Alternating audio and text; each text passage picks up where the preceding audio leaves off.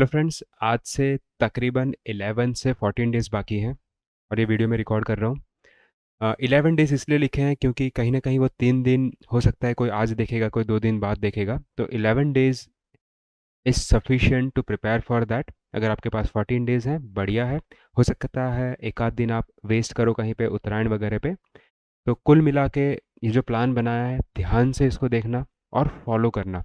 जब आप इसको फॉलो करोगे, मैं मान के चलता हूँ कि आपका रिज़ल्ट बहुत अच्छा आएगा। और ये मेरा मानना है कि जितना मैंने कवर किया है एक्सक्लूसिवली यहाँ पे, उससे आपके 200 प्लस तो आएंगे ही आएंगे। चलिए, बात करते हैं। मैंने इसको एक्सक्लूसिवली पूरा बनाया है, आप स्क्रीनशॉट ले सकते हो। देखिए, पहले का 1 आवर आपने इनोवेशन पढ़ना है, लॉजिकल फॉर्म में बनाया है। सेकंड 1 to 2 आवर आपको कॉन्ट में देना है, कौन सा टॉपिक देना है, परसेंटेज पीएलडी सीआईएसआई दोगे। इनको साथ में रखने का भी एक लॉजिकल पैटर्न है, इसलिए मैंने इनको साथ में रखा है। उसके बाद 30 minute to 1 hour depending upon your capability, आप 100 MCQ नवंबर दिसंबर के ख़त्म करेंगे करंट अफेयर्स के। 30 मिनट से 1 आवर में एलआर का 1 टॉपिक ख़त्म करेंगे जितने टाइम में हो पाता है। और 1 आवर आपको आरसी और वोकैब को देना है, राइट। ये पूरा करते करते आपको तकरीबन तकरीबन अगर आप मोटा मोटा कैलकुलेट करोगे तो आपको 5135, तो 6 आवर के आसपास हो जाएगा। लास्ट में इन सब का दिन में रिवीजन करना है, जो भी लेके सुबह से लेके शाम तक पढ़ा है वो पूरा रिवाइज करना ही करना है। मैं 100% ये दावे के साथ कह सकता हूँ, आप मुझे थैंक यू कहने आओगे इस वीडियो के बाद, जैसे ही आपका सीमेट का एग्ज़ाम हो जाएगा, कि सर ये टेक्निक बहुत काम लगी। बेस्ड ऑन साइकोलॉजी भी मैंने यहाँ पे डिसाइड किया है। उसके बाद नेक्स्ट बात करते हैं, इसी सीक्वेंस में जाएंगे। सीक्वेंस को हम चेंज नहीं करेंगे, लॉजिकल फॉर्म में ये सीक्वेंस बनाया है मैंने, क्योंकि पहला सब्जेक्ट मैंने जीके, सबसे पहला सब्जेक्ट मैंने थियरी रखा है, फिर कौन सा रखा है, लॉजिकल कॉन्ट, फिर थियरी, फिर कॉन्ट, न्यूमेरिकल टाइप, इस टाइप का मैंने ये पूरा बनाया है। ध्यान से इसको देखिए। मिक्सचर एलिगेशन एवरेज को एक साथ रखने का पर्पज़ है, पीएलडी टाइम एंड वर्क को एक साथ रखने का पर्पज़ है। कॉन्ट में अगर थर्सडे पे चले जाए तो वैन डायग्राम, प्रोबेबिलिटी, पीएनसी एक साथ हो जाएगा।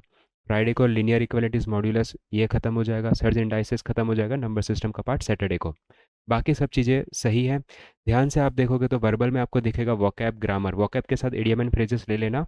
तो आरसी तो रोज करना है, वोकैब ग्रामर, इस तरीके से आप चलते रहोगे। सारी चीज़ें होने के बाद आपको संडे को रिवाइज कर लेना है। ये 7 डेज़ का प्लान है, बहुत ध्यान से अगर आप देखोगे। नेक्स्ट 3 डेज़ आपको इसी को रिपीट करना है। हो सकता है एडिशनल कोर्सेज क्वेश्चन कर सकते हो सकता है इसी को रिवाइज कर सकते हो जो आपने पढ़ रखा है, ठीक है।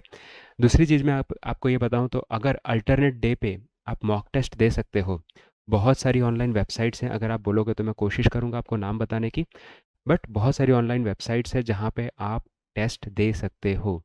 तो एटलीस्ट मैं ये कहूँगा कि आपके पास 10 दिन जैसा है, 3 टेस्ट और दे देना, ठीक है। 3 टेस्ट जैसे ही आप दे दोगे आपको थोड़ा सा कॉन्फिडेंस आ जाएगा, और उसी टाइम स्लॉट में देना जब आपका एग्ज़ाम होगा।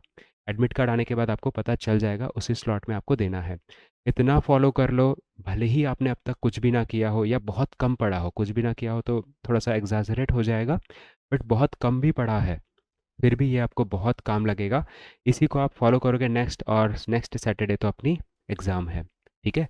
आप इसी को रिवाइज कर सकते हो, नंबर ऑफ क्वेश्चंस कर सकते हो। हाँ, यहाँ पे एक चीज़ ध्यान रखना, कॉन्ट में मैंने ज्योमेट्री वाला पार्ट है वो स्किप हो गया है। स्किप हो गया इन सेंस वो जगह ही नहीं थी, टाइम ही नहीं मिल रहा था।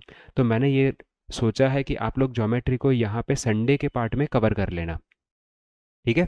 तो वो भी आपका कवर हो जाएगा, हालांकि 1 से 3 क्वेश्चन ही आते हैं ज्योमेट्री में, तो वो भी कवर हो जाएगा। तो आप उसको रिवाइज कर सकते हो, और उन्हीं चीज़ को वापस आप एक बार रिवाइज कर लोगे तो आपका कंसोलिडेट हो जाएगा।